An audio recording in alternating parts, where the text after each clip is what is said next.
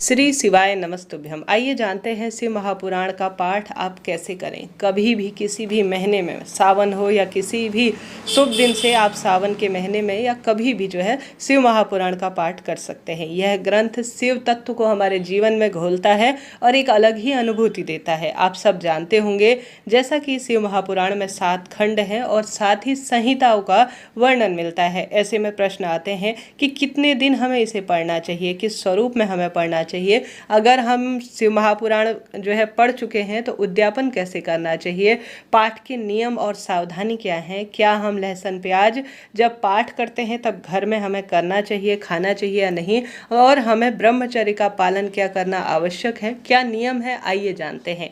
संपूर्ण श्रेष्ठ अति उत्तम आपको जानकारी मिलेगी, तो वीडियो के अंत तक बने रहिएगा। अगर वीडियो जरा सा भी उपयोगी लगता है तो लाइक तो कीजिएगा ही, और साथ ही आप सभी हर हर महादेव लिखना ना भूलें। अब आप सभी किसी भी महीने से, जैसे अभी सावन आ गया है तो सावन से आप शुरू कर सकते हैं। प्रथम, दूसरे, तीसरे दिन किसी दिन से नहीं कर पाए हैं तो आप चौथे, पांचवें, छठे किसी भी दिन से कर सकते हैं। किसी शुभ काम को करने के लिए इतना ज़्यादा परेशान और सोचने की आवश्यकता नहीं है। शिव महापुराण एक ग्रंथ है, कभी भी इसका आप पाठ करते हैं तो एक अलग ही आपको तत्व की अनुभूति होती है। कई भक्तजन जैसे पहले पढ़ चुके होते हैं किसी विशेष आराधना, जैसे संतान प्राप्ति के लिए शिव महापुराण कथा पढ़ते हैं। कई भक्तजन इसका पाठ जो है एक संकल्प के तहत अपने विवाह के लिए पढ़ते हैं, रोजगार, धन संपदा जो आपको चाहिए उसके तहत भी आप संकल्प लेकर पाठ कर सकते हैं। नहीं तो सामान्य सरल तरीके से अपने ज्ञान में आप वृद्धि करना चाहते हैं, आप चाहते हैं कि इसमें क्या लिखा है, इन शब्दों का क्या महत्व है, हम शिव को जानना चाहते हैं, तो आप सामान्य सरल तरीके से भी यह जो शिव पुराण है उसका पाठ कर सकते हैं। अब यह 2 स्वरूप में मिलता है, एक तो संस्कृत में, एक हिंदी में। गीता जो है जो गोरखपुर संस्थान से छपकर आती है उसमें जो है आप जो शिव महापुराण है उसे हिंदी में मंगवा सकते हैं। अमेज़ॉन वगैरह में भी आसानी से मिल जाती है, कहने का अर्थ है। तो शुद्धता के साथ आप हिंदी में पढ़ते हैं तो अति उत्तम है। आप जो है इसे संस्कृत में पढ़ना चाहते हैं तो थोड़ा जो है आपको नियम का पालन, सबसे सरल रहता है हिंदी में पढ़ना, तो हिंदी में पढ़िए। और इसमें विशेष तौर पर यह आवश्यक नहीं है कि कोई विशेष नियम लिया जाए। आप साधारण सरल तरीके से, ज़मीन पर तो इसे रखना नहीं होता है, आप हमेशा इस पुस्तक को किसी जो है कपड़े से, किसी चुन्नी वगैरह से, किसी शुद्ध वस्त्र से हमेशा बांध कर रखें। हमेशा इसका जब पाठ करते हैं तो स्नान इत्यादि से निवृत्त हो जाए। अगर सुबह पाठ करते हैं तो अति उत्तम है, शाम को पाठ करते हैं तो भी बहुत बढ़िया है। एक निश्चित स्थान पर आपको बैठना चाहिए जहाँ पर आपको आसन का चुनाव करना चाहिए। किसी भी पाठ को करते हैं तो वह पुस्तक सीधे जमीन पर नहीं रखनी है, किसी गत्ते के ऊपर, किसी पट्टी के ऊपर, या किसी भी जो आप देखते होंगे स्क्रीन पर देख पा रहे हैं, यह ग्रंथ रखने का एक विशेष स्टैंड आता है जो पुस्तक वगैरह की दुकानों में मिल जाता है, तो उसमें लाकर आप शिव महापुराण को सबसे पहले रखें। प्रथम दिन आप सभी सबसे पहले शिव महापुराण अगर पढ़ना शुरू करते हैं तो अपने घर के मंदिर में आप सबसे पहले महादेव का पूजन अर्चन कर लीजिए। उसके बाद आप एक दीपक जरूर रखें, कोशिश करें। दीपक हमें एक आध्यात्मिक ज्ञान देता है, पूजा पाठ का, हमारे मंत्र जाप का यह साधन होता है, साक्षी होता है, और एक दीपक प्रज्वलित कर आप शिव महापुराण पढ़ते हैं तो अति उत्तम सुंदर परिणाम इसके मिलते हैं। नहीं तो आप सामान्य तौर पर ज्ञान वृद्धि के लिए पढ़ना चाहते हैं तो बिना दीपक लगाए भी आप एक शुद्ध स्थान, घर के मंदिर में या बेलपत्र पेड़ या किसी पवित्र पेड़ की जड़ में बैठकर, या अपने आसपास कोई मंदिर है, घर में इतना कोलाहल रहता है, बच्चे बहुत रहते हैं, या किसी भी स्वरूप में उतना आपका कॉन्सेंट्रेशन नहीं हो पाता है, तो किसी मंदिर में शांत जगह भी पढ़ सकते हैं। हपड़ा तपड़ी में किसी भी कार्य को न करें। आपको यह ग्रंथ तभी समझ में आएगा जब इसे शांति से, शांत मन से, बोझिल अवस्था में पढ़ेंगे तो भार लगने लगेगा। 1-2 श्लोक भी पढ़ेंगे, 1-2 बात भी शुरू के पढ़ने लगेंगे तो आप सोचेंगे इसमें क्या है, ऐसा कुछ भी नहीं है जो शिव महापुराण की इतनी महिमा कही गई है। परंतु इसे धीरे धीरे आप पढ़ते हैं, इसके बारे में जानते हैं, समझते हैं, तो आपको कुछ भी समझने की आवश्यकता, एक अनुभूति होगी, आप इसे रोज पढ़ना चाहेंगे और निश्चित रूप से आपके कार्यों की भी इससे सिद्धि होगी। प्रथम दिन आपको पुस्तक पूजन करना है, तभी आपको ज्ञान में वृद्धि होगी। सबसे पहले अपने घर के मंदिर में दीपक लगाएं। पूजा पाठ का निवृत्त हो जाने के बाद आप प्रार्थना करें कि हे गणपति गजानन, आप हे रिद्धि सिद्धि के दाता, हे सरस्वती मैया, अपने इष्ट पितृ देवी देवताओं का ध्यान करें, महादेव शिव परिवार का ध्यान करें। उसके बाद प्रार्थना करें कि आज मैं शिव महापुराण आज पढ़ने जा रही हूँ, इसके जो अर्थ हैं, इसका जो ज्ञान है मेरे जीवन में उतरे। अब पढ़ने से कुछ नहीं होगा, आप इसका जो ज्ञान है उसे जीवन में भी उतारेंगे, अपने जीवन में इसे लागू करेंगे, तभी यह ग्रंथ हमारे जीवन को सार्थक करते हैं। तो आप सभी को जो है सबसे पहले प्रणाम करना होगा। जो पुस्तक है उसमें आप बेलपत्र रख सकते हैं, रोली चंदन मोली अक्षत वगैरह, रोली चंदन नहीं, सिर्फ चंदन और अक्षत आप इसमें समर्पित करें। पुस्तक को प्रणाम कर कर आप शिव महापुराण के प्रथम जो खंड है उसे पढ़ना आप शुरू कर सकते हैं।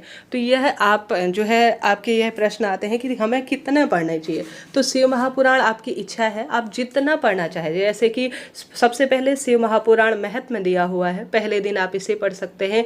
दूसरे जो है उसमें जो वर्णन मिलता है पृष्ठ संख्या में, वह मिलता है विशेष तौर पर शिव महापुराण के श्रवण से देवराज जी को श्लोक की प्राप्ति और चंचुला जी के पाप से, भय से, संसार की वैराग्यता, इस तरह का जो है एक एक करके एक एक खंड में आपको वर्णन मिलेगा, जो कि अपने आप में अद्भुत है। इसके बाद एक एक, जैसा मैंने आपको बताया, शिव महापुराण विद्वत संहिता में वर्णन मिलता है स्वरूप में। इसके बाद रुद्र संहिता का वर्णन मिलता है, साथ ही रुद्र संहिता प्रथम जिसमें सृष्टि खंड का वर्णन मिलता है। इस तरह से जो है आप धीरे धीरे धीरे धीरे इसको थोड़ा समय लगता है पढ़ने में, पढ़ना शुरू करेंगे। आप कोई ऐसी बाध्यता नहीं है, जितना आपसे पढ़ा जाता है उतना आप पढ़िए, जितना आपके पास समय हो, जितनी क्षमता हो। भोले बाबा के जो ग्रंथ है ना, उनमें कोई बाध्यता नहीं है, नियमबद्ध तरीके से जितना आपका मन है, जितनी क्षमता शक्ति है, उतना आप पढ़ सकते हैं, ठीक है। ऐसी कोई बाध्यता नहीं है।